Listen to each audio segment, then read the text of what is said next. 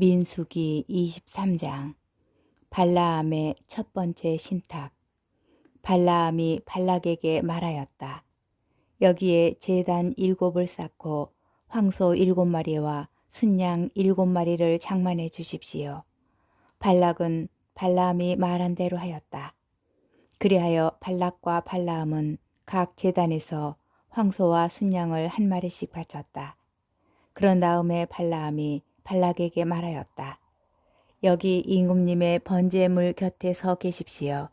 저는 다녀오겠습니다. 어쩌면 주님께서 오셔서 저를 만나 주실 것입니다. 주님께서 무엇을 보여주시든 그대로 알려드리겠습니다. 그러고 나서 그는 벌거숭이 언덕으로 올라갔다. 하느님께서 발라암을 만나 주셨다. 발라암이 하느님께 말하였다. 제가 제단 7을 차려놓고 제단마다 황소와 순양을 한 마리씩 바쳤습니다. 주님께서 발라암의 입에 말씀을 넣어주시면서 발락에게 돌아가 이대로 일러라 하고 말씀하셨다. 발라암이 그에게 돌아가 보니 그는 모압의 모든 대신과 함께 자기 번제물 곁에 서 있었다. 발라암이 신탁을 선포하였다. 발락이 아람에서 모압의 임금이 동방의 산악지방에서 나를 데려왔다. 와서 나를 위하여 야곱을 저주해 주오. 와서 이스라엘에게 악담해 주오. 하느님께서 저주하시지 않은 이를 내가 어찌 저주하랴. 주님께서 악담하시지 않는 이에게 내가 어찌 악담하랴. 나는 그를 바위산 꼭대기에서 바라보고 언덕에서 굽어본다. 보라, 홀로 서 있는 저 백성. 그들은 자신을 여느 민족들 가운데 하나로 여기지 않는다. 누가 먼지처럼 많은 야곱의 자손들을 헤아릴 수 있으리요. 누가 먼지 구름 같은 이스라엘의 수를 셀 수 있으리요. 나도 올곧은 이들처럼 죽을 수 있다면, 내 종말도 그들과 같을 수 있다면. 발락이 발라암에게 말하였다. 당신은 나에게 무슨 짓을 하는 것입니까? 내 원수들을 저주해달라고 당신을 데려왔는데 당신은 도리어 축복을 하지 않았습니까? 그러자 발라암이 대답하였다. 저야 주님께서 제 입에 넣어주시는 말씀만 조심스럽게 전해야 하지 않겠습니까? 발라암의 두 번째 신탁. 발락이 그에게 말하였다. 나와 함께 다른 곳으로 가서 그곳에서 그들을 바라보십시오. 그러나 그들의 끝자락만 보고 전체는 보지 못할 것입니다. 거기에서 나를 위하여 그들을 저주해 주십시오. 그리하여 그는 발라암을 피스가 산 꼭대기 파수병 밭으로 데리고 갔다. 그는 거기에 제단 7을 쌓고 각 제단에서 황소와 순양을 한 마리씩 바쳤다. 그러자 발라암이 발락에게 말하였다. 여기 임금님의 번제물 곁에 서 계십시오. 저는 저기에서 만나 뵙고 오겠습니다. 주님께서 발라암을 만나 주시고 그의 입에 말씀을 넣어 주시면서 발락에게 돌아가 이대로 일러라 하고 말씀하셨다. 발라암이 그에게 돌아와 보니 그는 모압의 대신들과 함께 자기 번제물 곁에 서 있었다. 발락이 그에게 주님께서 무엇라 이르셨습니까? 하고 묻자 발라암이 신탁을 선포하였다. 발락아, 일어나 들어라. 지포르의 아들아, 나에게 귀를 기울여라. 하느님은 사람이 아니시여 거짓말하지 않으시고 인간이 아니시여 생각을 바꾸지 않으신다. 그러니 말씀만 하시고 실천하지 않으실 리 있으랴. 이야기만 하시고 실행하지 않으실 리 있으랴. 보라, 나는 축복하라는 지시를 받았으니 그분께서 강복하신 것을 내가 되돌릴 수 없다. 야곱에게는 아무 재앙도 찾아볼 수 없고 이스라엘에게는 아무 불행도 볼 수 없다. 주 그들의 하나님께서 그들과 함께 계시고 임금님께 환호하는 소리가 울려 퍼진다. 그들을 이집트에서 이끌어내신 하느님은 그들에게 들소의 뿔 같은 분이시다. 정녕 야곱에는 점술이 없고 이스라엘에는 주술이 없다. 이제 야곱을 두고 이스라엘을 두고 말하리라.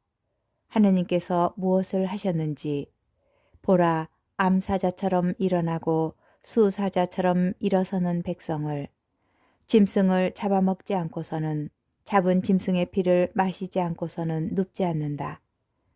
발락이 발라함에게 말하였다. 그들을 저주하지도 말고 축복하지도 마시오. 그러자 발라함이 발락에게 대답하였다. 주님께서 일러주시는 것밖에는 아무 말도 하지 못한다고 제가 말씀드리지 않았습니까? 발락이 발라함에게 말하였다. 갑시다. 내가 당신을 다른 곳으로 데리고 가겠습니다. 행여 하느님의 눈에 들어 그곳에서 당신이 나를 위하여 그들을 저주해 줄 수도 있지 않겠습니까? 그리하여 발락은 발람을 데리고 황야가 내려다 보이는 포오르산 꼭대기로 갔다. 발람이 발락에게 말하였다. 여기에 일곱 제단 7을 쌓고 황소 7마리와 순양 7마리를 장만해 주십시오. 발락은 발람이 말한 대로 각 제단에서 황소와 순양을 한 마리씩 바쳤다. 민수기 24장. 발라함의 세 번째 신탁.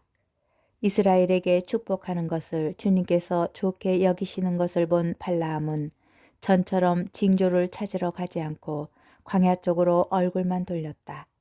발라함은 눈을 들어 지파별로 자리 잡은 이스라엘을 보았다.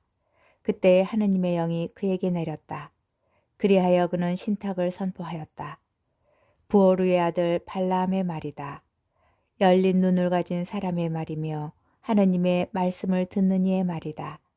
전능하신 분의 환시를 보고 쓰러지지만 눈은 뜨이게 된다. 야곱아, 너의 천막들이, 이스라엘아, 너의 거처가 어찌 그리 좋으냐. 골짜기처럼 뻗어 있고 강가의 동산 같구나. 주님께서 심으신 침향나무 같고 물가의 향백나무 같구나. 그의 물통에서는 물이 넘치고 그의 씨는 물을 흠뻑 먹으리라. 그들의 임금은 아각보다 뛰어나고 그들의 왕국은 위서리를 떨치리라. 그들을 이집트에서 이끌어내신 주 하느님은 그들에게 들소의 뿔 같은 분이시다. 그들은 자기들에게 맞서는 민족들을 집어삼키고 그 뼈를 짓부수며 화살로 쳐부수리라.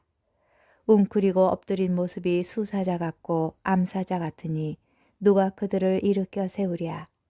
너희에게 축복하는 이는 복을 받고 너희를 저주하는 자는 저주를 받으리라. 발락은 발람에게 화가 나서 손바닥을 치며 발람에게 말하였다. 나는 원수들을 저주해 달라고 당신을 불렀어. 그런데 보시오. 당신은 이렇게 3번씩이나 그들에게 축복해 주었어. 그러니 이제 당장 당신 고향으로 물러가시오. 나는 당신을 극진히 대우해 주겠다고 했지만 보다시피 당신이 대우를 받는 것을 주님이 막아버렸어. 그러자 발람이 발락에게 말하였다. 임금님께서 저에게 보내신 사자들에게도 제가 이미 말하지 않았습니까? 발락이 비록 그의 집에 가득 찰 만한 은과 금을 준다 하여도 나는 주님의 분부를 어기고서는 좋은 일이든 나쁜 일이든 내 마음대로 할 수가 없습니다. 나는 주님께서 말씀하신 것만 말해야 합니다. 하고 말입니다. 이제 저는 제 백성에게 돌아갑니다. 자, 뒷날에 저 백성이 임금님의 백성에게 어떻게 할 것인지나 알려드리겠습니다. 발라함의 4번째 신탁. 그러고 나서 그는 신탁을 선포하였다. 부오르의 아들 발라함의 말이다. 열린 눈을 가진 사람의 말이며 하느님의 말씀을 듣고 지극히 높으신 분의 지식을 아는 이의 말이다. 전능하신 분의 환시를 보고 쓰러지지만 눈은 뜨이게 된다. 나는 한 모습을 본다. 그러나 지금은 아니다. 나는 그를 바라본다. 그러나 가깝지는 않다. 야곱에게서 별 하나가 솟고 이스라엘에게서 왕홀이 일어난다. 그는 모압의 관저놀이를 셋의 모든 자손의 정수리를 부수리라. 에돔은 속국이 되리라. 세일은 원수들의 속국이 되리라. 그러나 이스라엘은 세력을 떨치고 야곱에게는 통치자가 나와 이르에서 도망쳐 나온 자들을 멸망시키리라. 그런 다음에 그는 아말렉을 보며 신탁을 선포하였다. 민족들 가운데 첫째인 아말렉, 그러나 그의 종말은 영원한 멸망이 되리라. 그는 또 카인족을 보며 신탁을 선포하였다. 내 거처는 든든하고 내 보금자리는 바위 위에 있다. 그러나 카인은 황폐하게 되리라. 아시리아가 너를 언제까지 사로잡아 둘 것인가? 그는 다시 신탁을 선포하였다. 아, 하느님께서 이 일을 하실 때에 누가 살아남으랴? 키팀 쪽에서 배들이 온다. 그들은 아시리아를 억누르고 에베르를 억누르겠지만 그들도 영원히 멸망하리라. 발라함은 일어나 제 고향으로 돌아갔다. 발락도 제 갈 길을 갔다. 민수기 25장. 이스라엘이 푸오르에서 우상을 섬기다. 이스라엘이 시팀에 머물러 있을 때 백성이 모압의 여자들과 불륜을 저지르기 시작하였다. 이 여자들이 저희 신들에게 드리는 제사에 백성을 부르자 백성은 거기에서 함께 먹으며 그들의 신들에게 경배하였다. 이처럼 이스라엘이 스스로 푸오르의 신 바알의 멍에를 매자 주님께서 이스라엘에게 진노하셨다.